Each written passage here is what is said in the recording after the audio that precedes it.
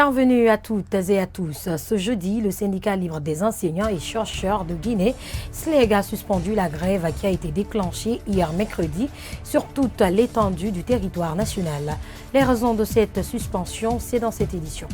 Et puis, au Soudan, après plus de 3 mois de contestation, le président Omar El-Béchir a été contraint de quitter le pouvoir. Le ministre de la Défense a annoncé sa destitution à la télévision publique ce jeudi.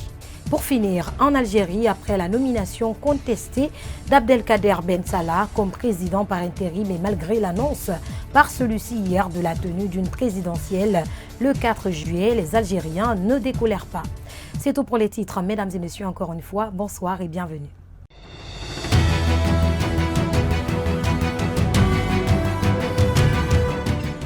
Le Conseil des ministres s'est tenu ce jeudi sous la houlette du président de la République, professeur Alpha Condé, une rencontre au cours de laquelle plusieurs questions d'intérêt général ont été abordées par les responsables des départements, dont entre autres la sécurisation des sites miniers souvent victimes de vandalisme. Je vous propose un extrait du compte rendu du Conseil. Suivez.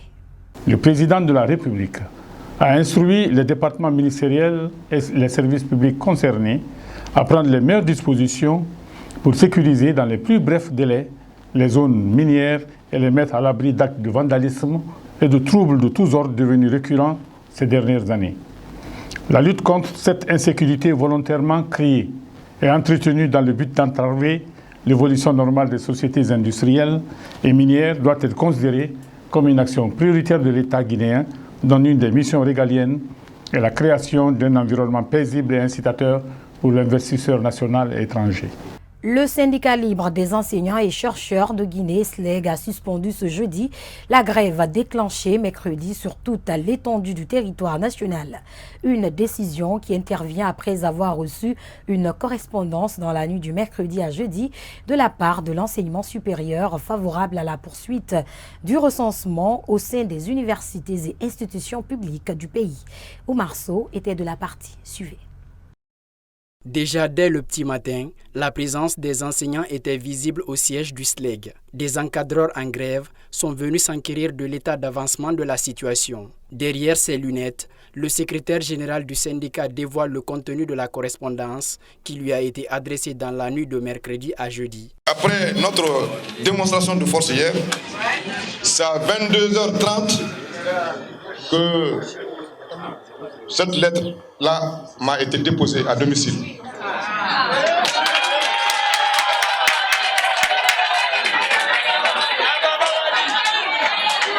Et j'ai aussitôt informé la cellule de communication pour vous convier à la présente assemblée. Une nouvelle qui semble réjouir les grévistes. À la question de savoir s'il faut suspendre la grève ou pas, les réactions se font entendre de part et d'autre. Mais finalement, l'Assemblée décide de suspendre la grève. Le bureau exécutif national du syndicat libre des enseignants et chercheurs de Guinée, SLEG, après lecture de la réaction adressée à nous par le gouvernement, après l'avis de l'Assemblée générale, après la consultation de la base à l'intérieur du pays, le bureau exécutif national du SLEG décide de la suspension de la grève déclenchée le 10 avril 2019 sur toute l'étendue du territoire national. Une suspension de la grève qui intervient après 2 jours de cours interrompus dans des établissements d'enseignement public du pays.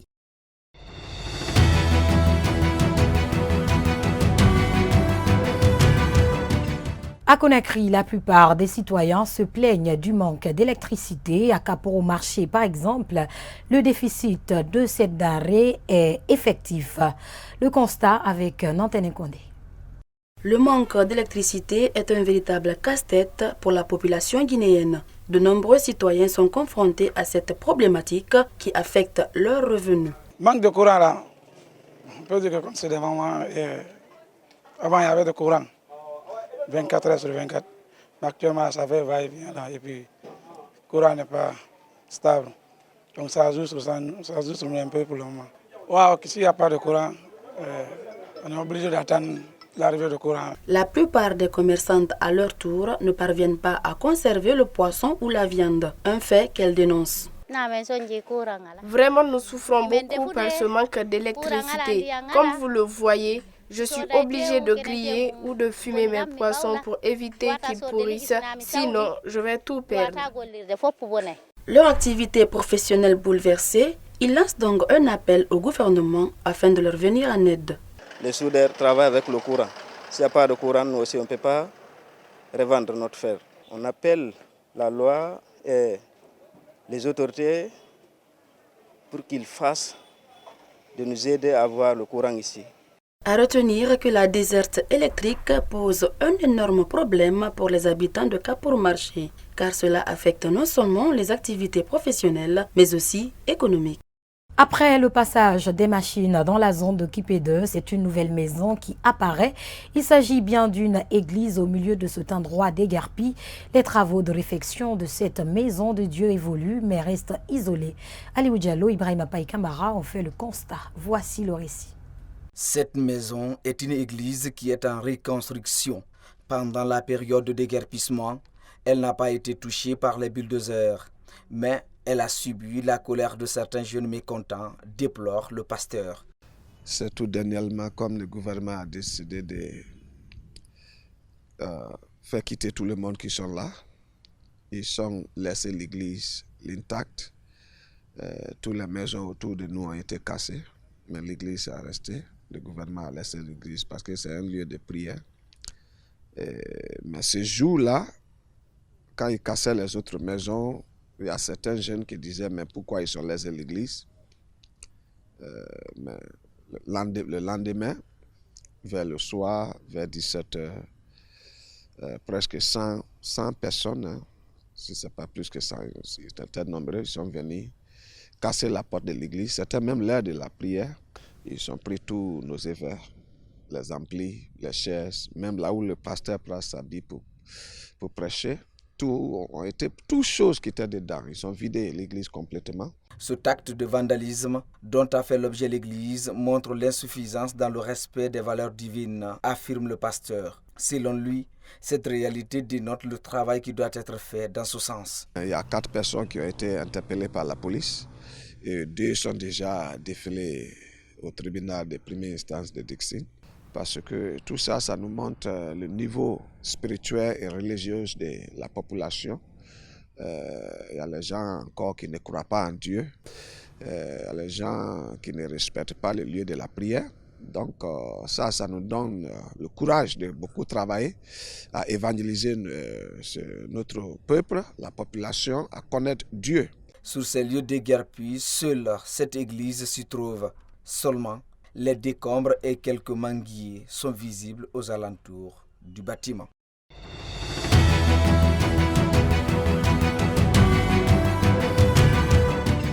La petite enfance est cette étape de la vie à laquelle l'être se forge et s'inspire. À ce stade de la vie, la plupart des enfants se retrouvent avec des passions qu'ils souhaiteront développer tout au long de leur existence. Notre rédaction s'est intéressée à un architecte en herbe. C'est avec Mariam Diallo.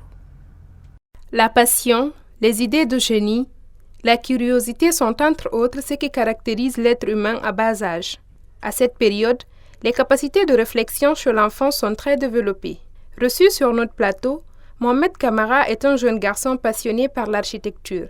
Depuis son plus jeune âge, faire des maisons et autres en carton est sa véritable ambition.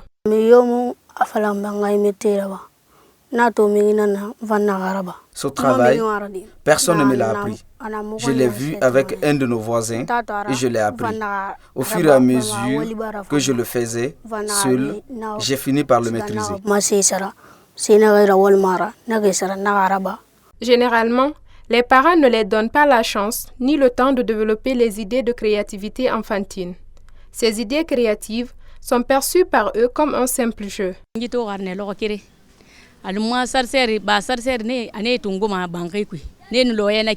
Moi, je l'ai vu faire ce travail seul. Des fois, il prend les chargeurs de nos téléphones pour alimenter les objets qu'il fabrique. Il arrange des maisons, des avions avec du carton.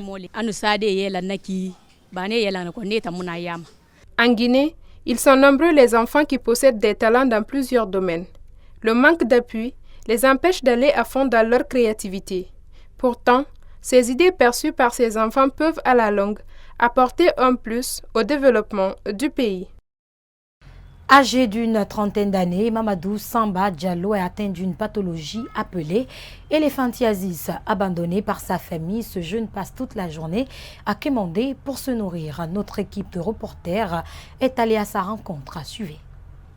Touché par une pathologie appelée éléphantiasis, Mamadou Samba Diallo est aujourd'hui rejeté par sa famille. Depuis près d'une année, il passe la journée au carrefour de Bambeto à tendre la main pour avoir à quoi se nourrir. À la tombée de la nuit, il dort à l'intérieur de cet arrêt de bus abandonné. Rencontré ce matin, il explique sa douloureuse situation.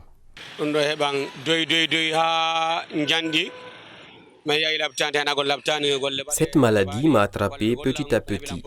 Je suis allé à l'hôpital, mais rien de concluant. J'ai aussi fait un traitement traditionnel, mais il n'y a pas eu de résultat. Depuis, ma famille m'a rejeté pour ne pas que je leur contamine. Malgré son état de santé, il a réussi à se faire des contacts pour voir une possibilité de traitement.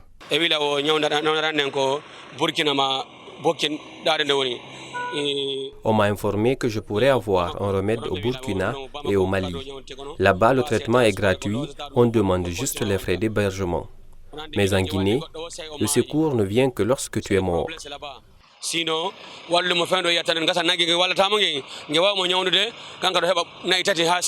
Désespéré, notre interlocuteur s'en remet à Dieu et appelle à toutes les bonnes volontés.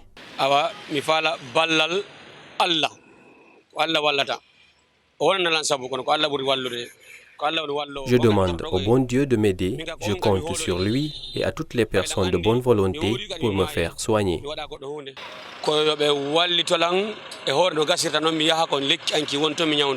Dans ses faits et gestes, Mamadou Samba Diallo développe des signes de dépression mentale. Cette soirée même, sur la transversale 2, Kipé-Bambeto, un camion a provoqué un accident de circulation. Bilan des blessés graves, dont un motard des services de sécurité. Nous y reviendrons.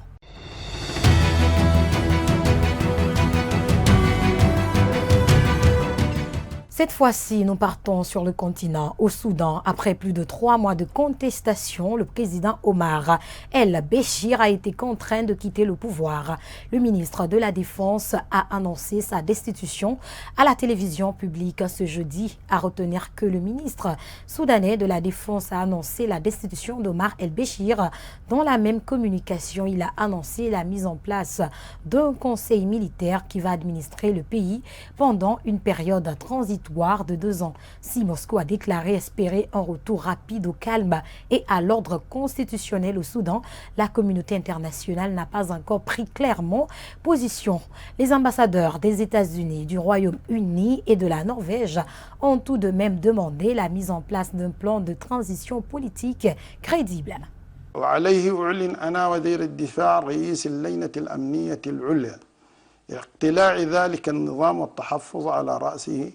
بعد اعتقاله في مكان آمن. كما أعلن الآتي: أولاً، تشكيل مجلس عسكري انتقالي يتولى إدارة الحكم لفترة انتقالية مدتها 2 عام. تعطيل العمل بدستور جمهورية السودان الانتقالي ل 2005.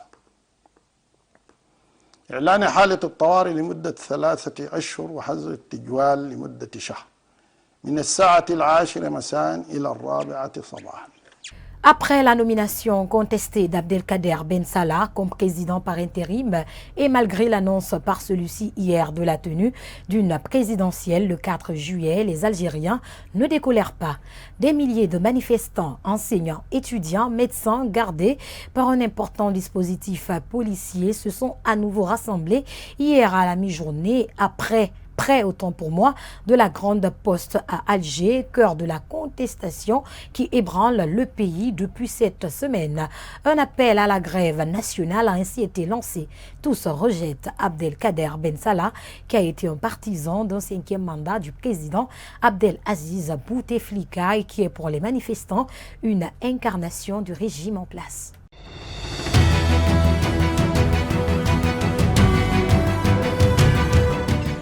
Après des discussions qui se sont poursuivies tard dans la nuit du mercredi à jeudi à Bruxelles, les dirigeants de l'Union européenne se sont mis d'accord sur une prolongation du Brexit jusqu'au 31 octobre, d'abord fixé au 29 mars, puis au 12 avril.